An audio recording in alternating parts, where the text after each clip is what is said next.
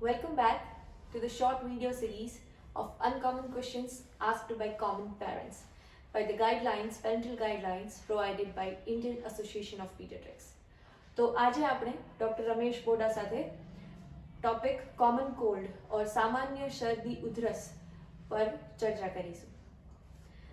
Welcome. Thank you. તો sir, મારો પહેલો ક્વેશ્ચન છે કે બાળકને શરદી ઉધરસ કે કફ શું કામ થાય?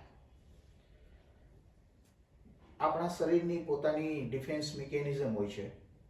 આપણા રેસ્પિરેટરી સિસ્ટમમાં કોઈ પણ ફોરેન પાર્ટિકલ્સ જાય, એલર્જન હોય, ઇન્ફેક્શન હોય, ફોરેન બોડીઝ હોય, તો તરત એની સામે આપણી જે રેસ્પિરેટરી સિસ્ટમ છે એ પોતાની ડિફેન્સ સિસ્ટમ ચાલુ કરે છે અને એ ફોરેન પાર્ટિકલ્સ જે છે એને દૂર કરવા માટેના પ્રયત્નો કરે છે અને એનું પરિણામ છે એ ઉધરસ છે. એટલે ઉધરસ થાય છે કે જ્યારે રેસ્પિરેટરી ઇન્સલ્ટ થાય છે.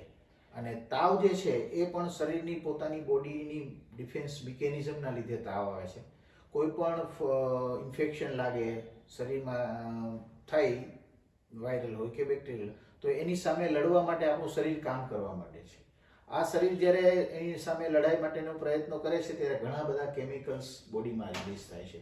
આ કેમિકલ્સના લીધે શરીરનું તાપમાન થોડું વધી જાય છે. આ રીતે શરીરમાં તાવ આવે છે અને ઉધરસ થાય છે.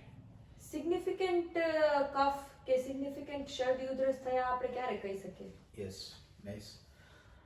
પેલું તો તાવ જે છે ને એને ડોક્યુમેન્ટેશન કરવું બહુ જરૂરી છે. ઘણી વખત આપણે ટચ કરીને આપણે પહેલા વિડીયોમાં આના વિશે ડિટેલમાં વાત કરી હતી એટલે એના વિશે વાત નહીં કરી, પરંતુ તાવ જેવું લાગે એટલે તમારે થર્મોમીટરથી એક્ઝિલામાં બોડી ટેમ્પરેચર માપી લેવું જોઈએ અને 98 ડિગ્રી ઉપર હોય તો એને તાવ છે એમ કહેવાય અને 100 ડિગ્રી ઉપર જ્યારે જાય છે ત્યારે એને સિગ્નિફિકન્ટ ફીવર છે એવું કહી શકાય. એટલે કે એક્ઝિલામાં ટેમ્પરેચર માપવું જોઈએ. અને બીજું ઉધરસ. શું પ્રશ્ન આપનો હતો? તાવ અને ઉધરસ ક્યારે સિગ્નિફિકન્ટ કફ ક્યારે કહેવાય? તાવ છે એ સિગ્નિફિકન્ટ ત્યારે કહેવાય કે જ્યારે ઇન બિટવીન ફીવર. જનરલી તાવ જે છે એ વાયરલ ઇન્ફેક્શન લાગે, પણ બે તાવની વચ્ચે બાળક છે એ નોર્મલ હોય, હરતું ફરતું રમતું હોય, ખાતું પીતું બરાબર હોય, પેશાબ સંડાસ બરાબર કરતું હોય, એનું એલર્ટનેસ, કોન્શિયસનેસ બરાબર હોય, તો આ તાવ છે એ બહુ કંઈ ચિંતા કરવા જેવો વિષય ન હોય. વાયરલ ઇન્ફેક્શનના લીધે હોઈ શકે. અને ઉધરસ છે એ બાળકોમાં બહુ મિસઇન્ટરપ્રિટેડ સિમ્પટમ છે. એટલે કે ઘણી વખત 2-3 મહિનાના બાળકોને એના મમ્મી લઈને આવે કે આને કફ થઈ ગયો છે, પણ એ જોઈએ તો ઘણી વખત જે રેસ્પિરેટરી સિસ્ટમમાં સિક્રિશન્સ કલેક્ટ થયા હોય એના લીધે એ ઘર અવાજ આવતો હોય. એટલે ઘણા પેરેન્ટ્સ ફરિયાદ જ એવી કરે કે ઘર થાય છે ને એટલે એને કફ થઈ ગયો છે, પણ એ ઘર છે એ સિક્રેશનના લીધે થાય છે અને એને કફ કહેવાતો નથી. અને ઉધરસ છે એ એકદમ બાઉટ સાથે બહુ સિવિયરલી વધારે આવે તો એને કંઈ આપણે સિગ્નિફિકન્ટલી ગણી શકાય. તાવ માટે પણ આપણે આગળ જોઈ ગયા છે એટલે એની વધારે વાત નહીં કરી. બાળકને ફીવર અને કફ થવાના કારણો શું હોય અને જો શરદી ઉધરસ થાય તો એ શું એની જાતે મટી જાય? Most common reason four respiratory infection એટલે કે શરદી ઉધરસ તાવ, એનું કારણ હોય છે viral respiratory infection. Viral infection છે એ કોમનેસ્ટ 80% ચિલ્ડ્રન્સમાં જે શરદી ઉધરસ તાવ છે એ વાયરલ ઇન્ફેક્શનના લીધે હોય છે. બીજા બેક્ટેરિયલ ઇન્ફેક્શનના લીધે પણ થઈ શકે. બીજું foreign bodies, inhalation, allergy, asthma, આવા બધા ઉધરસના ઘણા બધા કારણો શરદી ઉધરસના હોય છે. તાવ, શરદી, ઉધરસ બધું સાથે શરૂ થાય અને શરૂઆતમાં તાવ વધારે હોય તો એ વાયરલ ઇન્ફેક્શન હોવાની શક્યતા વધારે હોય છે. બેક્ટેરિયલ ઇન્ફેક્શનમાં ઇન બિટવીન ફીવર એટલે કે તાવ ન હોય ત્યારે ચાઇલ્ડ છે એ અનકમ્ફર્ટેબલ ફીલ કરે છે, એટલે વચ્ચે પણ એને સારું નથી લાગતું. એલર્ટનેસ પણ ઓછી થઈ જાય, શ્વાસની ગતિ વધી જાય. આવું હોય ત્યારે એ ન્યુમોનિયા હોવાની શક્યતા હોય છે, એટલે કે બેક્ટેરિયલ ઇન્ફેક્શન હોવાની શક્યતા હોય છે.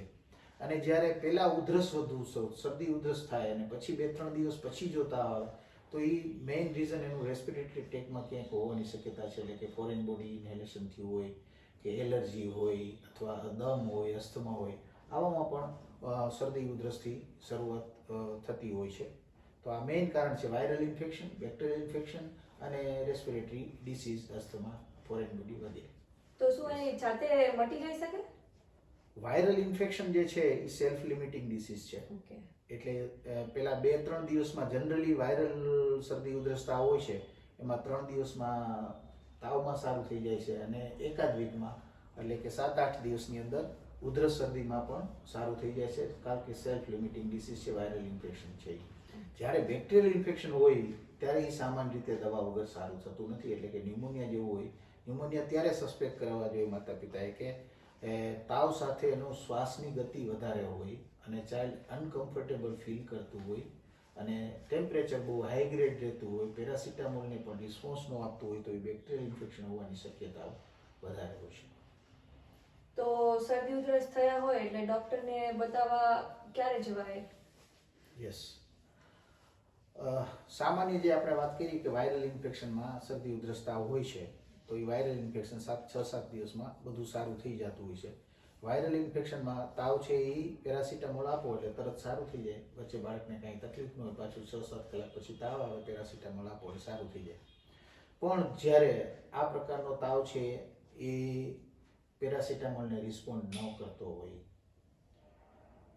ચાઇલ્ડ ઇન બિટવીન ફીવર એટલે કે તાવની વચ્ચે સારું એને ન લાગતું હોય, રૂટીન કામ એનું છે એ ડિસ્ટર્બ થતું હોય, ઉધરસ એટલી બધી આવતી હોય, તાવ એટલો બધો રહેતો હોય કે એ પોતાની એક્ટિવિટી બરાબર કરી ન શકતું હોય, 3 દિવસ ઉપરાંત જો તાવ રહેતો હોય, સામાન્ય રીતે વાયરલ ઇન્ફેક્શન 3 દિવસમાં સબસાઇડ થઈ જાય, પણ 3 દિવસ પછી જો તાવ રહે, શ્વાસની ગતિ વધી જાય, શ્વાસ લેવામાં તકલીફ પડે, બોડીમાંથી એ જ્યારે શ્વાસની ગતિ વધે એની સાથે સાથે બીજા સાઉન્ડ્સ આવે, આપણે જોઈએ છીએ કે છાતી ગાજવા માંડે, ગળગળ એવું થવા માંડે, આવું થાય ત્યારે એને બ્લુઇશ કલર થવા માંડે, હાથમાં, હોઠમાં, ઊંઘ બરાબર કરી ન શકે, ખાઈ પી બરાબર ન શકે, પેશાબ ઓછો થઈ જાય, આવું થાય તો એ છે એ થોડા ગંભીર પ્રકારના લક્ષણો કહેવાય અને એમાં ડૉક્ટરની સલાહ તુરંત લેવી જોઈએ. તો જ્યારે કોમન કોલ્ડ હોય ત્યારે ઘરે પેરેન્ટ્સ બાળકને કમ્ફર્ટેબલ કરવા શું કરી શકે? તાવ માટે આપણે આગળના વિડીયોમાં જોયું છે તો એની વાત નહીં કરીએ. ઉધરસ માટે આપણે ઘરે રહીને કઈ રીતે સારવાર કરી શકાય એના વિશે આપણે આજે જોઈએ. ઉધરસ છે એ આમ બોડીની ડિફેન્સ મિકેનિઝમ છે. ઉધરસથી ફોરેન બોડી કે પાર્ટિકલ્સ જે છે એ તમારી રેસ્પિરેટરી સિસ્ટમ ક્લીન થાય છે, એટલે એને બહુ દબાવવાની જરૂર નથી. પણ જ્યારે એ એટલું બધું ઉધરસ વધી જાય કે જે ચાઇલ્ડને ડિસ્કમ્ફર્ટ કરે, ઊંઘ બરાબર લેવા ન દે, એનાથી બધું રૂટીન ડિસ્ટર્બ થઈ જાય, તો એને આપણે ઉધરસ માટેની ઘરે તમે રેમેડી કરી શકો. તો ઘરનું વાતાવરણ સારું રાખવાનું, સ્મોકિંગ એરિયા ના હોય તો એને એવોઇડ કરવાનું, ગરમ પાણી પીવડાવવાનું, નાકમાં નેઝલ ડ્રોપ્સ આવે છે, સેલાઇન નેઝલ ડ્રોપ્સ, એ નાખો તો એને કન્જેશન ઓછું થાય. પછી બામથી ઘણા બધા કપડા ઉપર રાખીને ઇન્હેલેશન થોડું કરાય એવું કરી શકાય. પછી વરાળ, ગરમ પાણીના વરાળથી નાશ લઈ શકાય. મેન્થોલ ને આવા બધા સુધિંગ એજન્ટનો ઉપયોગ કરી શકાય. આવી રેમેડીઝ ઘરે સામાન્ય હળદર ને દૂધ ને આયુર્વેદિક રેમેડીઝ ઉધરસની આવી આપી શકાય. પણ ઉધરસ માટે બીજી કોઈ એને દબાવવા માટેની વધારે પડતી દવાની જરૂર હોતી નથી, અને દવાની જરૂર છે કે નહીં એ ડૉક્ટરને ડિસાઇડ કરવા દેવું જોઈએ. ને કેટલી વખત આપણે પ્રિસ્ક્રિપ્શન હિસ્ટ્રીમાં જોતા હોય કે બાળક વારંવાર શરદી ઉધરસ સાથે આવતું હોય, તો એના પ્રિવેન્શન કે એને અટકાવવા માટે કંઈ કરી શકીએ? ઇમ્યુનિટી બાળકની વધારવા માટે કંઈ કરી શકીએ? આ ઇમ્યુનિટી વર્ડ છે ને એ પણ મેં કીધું એમ બહુ જ આપણે અત્યારે જુદી રીતે યુઝ કરીએ છીએ. ઇમ્યુન સિસ્ટમ છે ને એ બધાની હોય જ છે. એમાં ઇમ્યુન સિસ્ટમને આપણે બહુ ઝડપથી વધારી શકીએ, ઇમ્યુન સિસ્ટમ ડાઉન થઈ જાય ને આને એવું કાંઈ હોતું નથી. અમુક પ્રકારની ગંભીર બીમારીઓમાં જ ઇમ્યુન સિસ્ટમ ડાઉન થતી હોય છે. બાકી નોર્મલી બધા પાસે પોતાની ઇમ્યુન સિસ્ટમ હોય છે. બાળકોમાં આપણે શરદી ઉધરસ વધારે થતા હોય છે એનું કારણ એ છે કે જ્યારે પણ આપણે કોઈ પણ વ્યક્તિને પહેલી વખત જે ઇન્ફેક્શનનું એક્સપોઝર થાય તો એ એને લાગે અને પછી એની સામે ડિફેન્સ મિકેનિઝમ શરૂ થાય અને એની સામેની ઇમ્યુન સિસ્ટમ ડેવલપ થઈ જાય. આ નોર્મલ હોય છે. એટલે નાના બાળકોમાં પહેલા વર્ષમાં 8-10 વખત કાંઈક ને કાંઈક નવું પહેલી જ વખત એને લાગેલું ઇન્ફેક્શન હોય છે, એટલે શરદી ઉધરસ તાવ વધારે થાય છે. પછી બીજા વર્ષમાં એના કરતાં એક્સપોઝર ઓછી થઈ જાય, કારણ કે પહેલા વર્ષમાં ઘણા બધા એક્સપોઝર એને થઈ ગયા છે, બીજા વર્ષમાં ઓછા થાય એટલે બીજું ઓછું થાય છે. આવી રીતે 4-5 વર્ષ સુધી બાળકની પોતાની જે ઇમ્યુન સિસ્ટમ છે એ કામ કરે છે. એ જ બતાવે છે કે જ્યારે પણ ઇન્ફેક્શન લાગે છે ત્યારે એની સામે એના રક્ષણ માટેના પ્રયત્નો તાવ ને ઉધરસ ને શરદીના શરૂ થઈ જાય છે. તો આ વારંવાર શરદી ઉધરસ બાળકોમાં 5 વર્ષથી નાના બાળકોમાં થવા એ કોમન છે, એ નોર્મલ છે અને આવું બધા બાળકોમાં થતા જ હોય છે. એટલે ઘણી વખત તમે જોયું હશે કે બાળકોના ડૉક્ટરમાં જ્યારે મારા બાળકને શરદી ઉધરસ બહુ થાય છે તો ક્યારે મટશે ને શું થશે, એટલે જનરલી ડૉક્ટરો એવું કહેતા હોય કે 5-6 વર્ષનું થઈ જશે પછી ઓછું થઈ જશે. એનું કારણ આ છે કે એની સાથે બધી જ જે વાયરલ ઇન્ફેક્શન છે એની સાથેની ઇમ્યુનિટીને ડેવલપ થઈ જાય છે એટલે પછી એને થતું નથી. અને એવી કોઈ રેમેડીઝ એલોપેથીમાં નથી કે જેનાથી ઇમ્યુન સિસ્ટમ આપણે વધુ સરસ રીતે કામ કરે એવી વધારી શકીએ. તો ઇમ્યુન સિસ્ટમ વધારવા માટે આપણે પ્રયત્નો એવા કરી શકીએ કે એક તો વેક્સિન અત્યારે ઘણી બધી અવેલેબલ છે. ઘણી બધી બીમારીઓ સામેની વેક્સિન છે. એ બીમારી સામે તમારી બોડીને ઇમ્યુન બનાવી દે છે એટલે એ બીમારી તમને થતી નથી. તો બધી જ વેક્સિન જેટલી અવેલેબલ હોય એટલી એફોર્ડેબલ અવેલેબલ તમને હોય એટલી મેક્સિમમ વેક્સિન લઈ લેવી જોઈએ. 6 મહિના સુધી બ્રેસ્ટ ફીડિંગ, ફક્ત બ્રેસ્ટ ફીડિંગ મળવું જોઈએ. તો માતામાંથી ઇમ્યુન સિસ્ટમ છે ઇમ્યુનોલોજીકલ જે કંઈ સબસ્ટન્સ છે એ ટ્રાન્સફર થઈને બેબીમાં આવે છે એટલે ઇમ્યુન સિસ્ટમ 6 મહિના સુધી ફક્ત ધાવણ, 2 વર્ષ સુધી ધાવણ કન્ટિન્યુ રાખવું જોઈએ તો મધરમાંથી બેબીમાં ટ્રાન્સફર થાય છે ઇમ્યુનિટી. સારો ખોરાક, બેલેન્સ ડાયટ, બધા પ્રકારના વિટામિન્સ, બધા ન્યુટ્રિશન આ બધું લેવું જોઈએ. 1 વર્ષ સુધી વિટામિન ડી રેગ્યુલરલી બાળકોને આપવા જોઈએ. વિટામિન ડી, આયર્ન સપ્લિમેન્ટેશન જ્યારે જરૂર લાગે ત્યારે આયર્ન સપ્લિમેન્ટેશન આપવા જોઈએ. અને અમુક સ્મોક ને ડસ્ટ ને આવા વાતાવરણથી દૂર રાખવું જોઈએ. સારી હાઇજીન રાખવી જોઈએ. નિયમિત બાથ લેવાનું, ટૂથ કેર, આઈ કેર, આવી બધી બાબતોનું ધ્યાન રાખીએ તો બાળકોની ઇમ્યુન સિસ્ટમ સારી રીતે આપણે ડેવલપ કરી શકીએ. The next question is કે કોમન કોલ્ડ હોય ત્યારે બ્લડ રિપોર્ટ્સ કે એક્સ-રે એવું કરાવવું જરૂરી છે?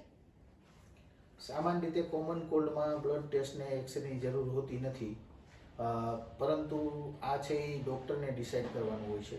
સિવિયરિટી જો વધારે હોય, રેસ્પિરેટરી સિસ્ટમમાં રેસ્પિરેટરી રેટ વધી ગયો હોય, ટેમ્પરેચર ઉતરતું ન હોય, આવું હોય, બહુ લાંબા ટાઈમથી આ સિમ્ટમ હોય તો તમે જ્યારે 3 દિવસ પછી તાવ ન ઉતરે ડૉક્ટર પાસે જાઓ અને ડૉક્ટર સજેસ્ટ કરે તો તમારે એના ડાયગ્નોસિસ માટે શું એની અંડરલાઈન ડિસીઝ છે કે જેના લીધે કફ અને ફીવર થયો છે એનું આપણે નિદાન કરી શકીએ.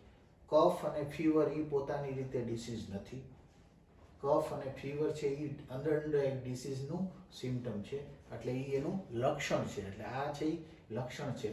લક્ષણની સારવાર કરવાની ન હોય પરંતુ બીમારીની સારવાર કરવાની હોય. એટલે બીમારીનું પરફેક્ટ ડાયગ્નોસિસ કરવા માટે તમારા ડૉક્ટરને જ્યારે જરૂર લાગે ત્યારે એ ટેસ્ટ કરાવે. પોતાની રીતે જઈ અને ટેસ્ટ ને એક્સરે કરાવવા જોઈએ નહીં.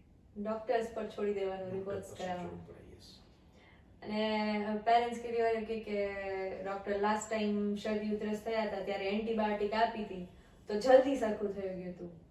શું બાળકોને એન્ટીબાયોટિક આટલી ફ્રીક્વન્ટલી આપવી અને શરદી ઉધરસમાં આપવી જરૂરી છે? એન્ટીબાયોટિક છે એ બેક્ટેરિયલ ઇન્ફેક્શન માટે રામબાણ ઈલાજ છે. એટલે કે બેક્ટેરિયલ ઇન્ફેક્શન જ્યારે ડૉક્ટરને એવું લાગે કે આ બેક્ટેરિયલ ઇન્ફેક્શન છે ત્યારે એન્ટીબાયોટિક આપે એટલે એનું રિઝલ્ટ તરત આવે છે અને 2-3 દિવસમાં સારું થઈ જાય છે. પણ દર વખતે શરદી ઉધરસ થાય છે એ બેક્ટેરિયલ ઇન્ફેક્શન હોવાની શક્યતાઓ બહુ ઓછી હોય છે. મેં તમને જેમ કીધું એ પ્રમાણે 80%માં તો એ વાયરલ હોય છે. તો દર વખતે પછી એન્ટીબાયોટિક આપવાની જરૂર હોતી નથી.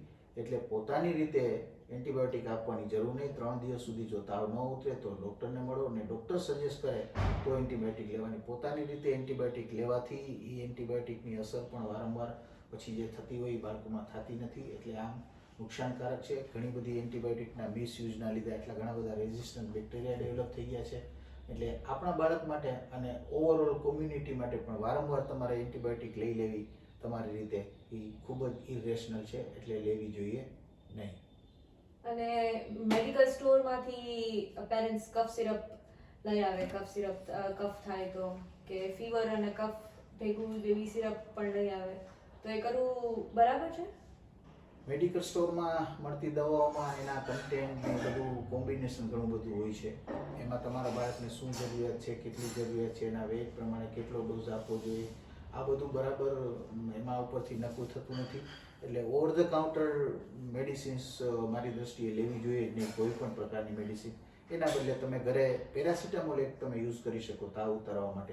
અને હોમ મેડ રેમેડીઝ છે, નઝલ ડ્રોપ્સ છે, નાસ લેવડાવવાનું છે કે આયુર્વેદિક મેડિસિન છે, એવી ઓવર ધ કાઉન્ટર મેડિસિન લેવાય. બાકી બીજી કોઈ મેડિસિન ઓવર ધ કાઉન્ટર લેવી જોઈએ નહીં.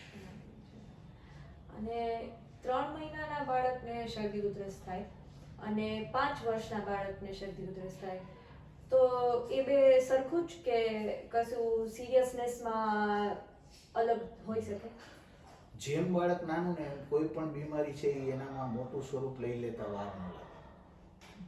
એટલે મોટા 5-6 વર્ષના બાળક છે તો એને મેં અત્યારે આપણે જે જનરલ તમને બધી વાત કરી એ પ્રમાણે લાગુ પાડો તો એ બરાબર છે. પણ 3 મહિનાનું બાળક છે અથવા તો 3 મહિનાથી નાનું બાળક છે તો એમાં થોડાક પણ સિમ્ટમ કંઈ દેખાતા હોય તો એમાં ઘરે એની સારવાર કરવા બદલે ડૉક્ટર પાસે જઈ અને નિદાન કરાવી લેવું જોઈએ કે આને મેજર કંઈ તકલીફ છે નહીં. ઘણી વખત એવું બને કે નાના બાળકોના જે લક્ષણો દેખાય છે એ માતા પિતા બરાબર સમજી ન શકે. એને જે શ્વાસમાં કે આ તકલીફ પડતી હોય તો બાળક કહી ન શકે અને માતા પિતાને ખબર ન પડે તો સિવિયરિટી વધી જાય. એટલે નાનું બાળક છે ને એને જેટલું બને એટલું વધારે હોસ્પિટલે જઈ ડૉક્ટરને બતાવી અને પછી મેડિસિન લેવી જોઈએ. મોટા બાળકોમાં તમે ઘરે થોડી સારવાર કરી શકો, ટેલિફોનિક કન્સલ્ટેશન કરી અને પછી પણ થોડી ઘણી મેડિસિન લઈ શકાય. પણ નાના બાળકોમાં થોડું વધારે કેરફુલ રહેવું જોઈએ.